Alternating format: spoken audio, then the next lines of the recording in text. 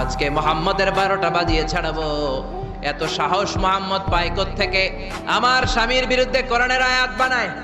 মুহাম্মদরে যেইখানে পাবো মুহাম্মদরে সাইজ করব। বিশ্বনবী ওনার সাথী আবু বকরকে নিয়ে মক্কার কাবা ঘরের এক পাশে বসে রয়েছেন। উম্মে জামিল লাঠি নিয়ে তেড়ে এসেছে বিশ্বনবীকে মারার জন্য। সাইয়েদনা আবু বকর বললেন, নবী আপনি দৌড়ে পালান, আপনার চাচি আপনারে অপমান করবে, হাজার হাজার মানুষের সামনে লাঠি পেটা করবে। বিশ্বনবী বললেন, আবু বকর চিন্তা করো না। বিশ্বনবী পড়তে আরম্ভ করলেন, ইয়াসিন ওয়াল কুরআনিল হাকীম ইন্নাকা লামিনাল মুরসালিন আলা সিরাতিম মুস্তাকিম। আল্লাহু আকবার। বিশ্বনবীর চাচি এসে আবু বকরকে কয়, আবু বকর আইনা মুহাম্মদ, মুহাম্মদ কই, মুহাম্মদ কই?